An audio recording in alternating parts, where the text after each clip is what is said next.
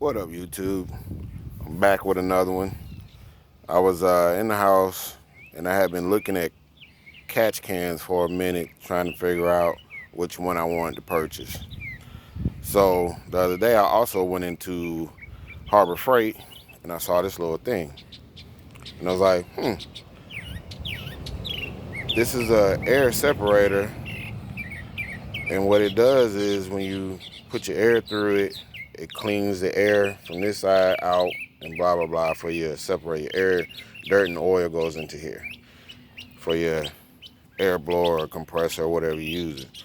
So what I did was I was like, hey, I could probably use this to make an oil catch can or catch tank. Basically what happens is the oil going this side, it hits this wall, it falls into the tank, fresh air comes out that side. If you look at it, it has an arrow on the top. That would be on your PVC side of your car. The oil go in, hit the wall, fall in the tank, fresh air out the other side. When you get it, you pull this down. It will have this screwed inside there. You take that out. You don't need this anymore. That'll be useless. But there will be two pieces of black plastic inside. One of them you will reuse, which is this one. And the reason you want to use that is because that creates an airtight seal inside here. If you look in there, that little metal piece goes up and down with a spring. You pull it all the way out far as it goes. Pull the tab off of it, that metal clip right there. You pull that off. You put the piece of plastic on there. You put the metal clip back on. Once you put the metal clip back on, you would create an airtight seal inside here and here together. Once you put these back together.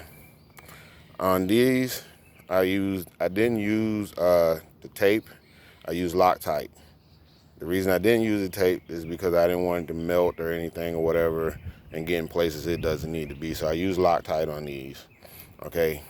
And once you do that, you put this back together. And if you can see, this thing is rated at 145 psi, which I don't think your car is putting out that much pressure, even though it still got free flow. And once you put this together, it will be an airtight seal. So there will be no leakage of air between anywhere in here. So oil in, tank, air out, no leakage. Once you do it this way, but you gotta make sure you do this part. If you don't do this part, it will leak air and oil out the bottom of it. So here's what I came up with. Grand total probably cost me about, I'm gonna say 12 bucks because I bought the fittings, the part itself, and the hoses for it to be connected into the car. It's a very simple thing. I'm gonna try it. I'm gonna give it a run for a little while, and then I'm gonna see if it actually catches air, catches oil, and if it does so, then I will do a review on it. You guys enjoy and avoid COVID.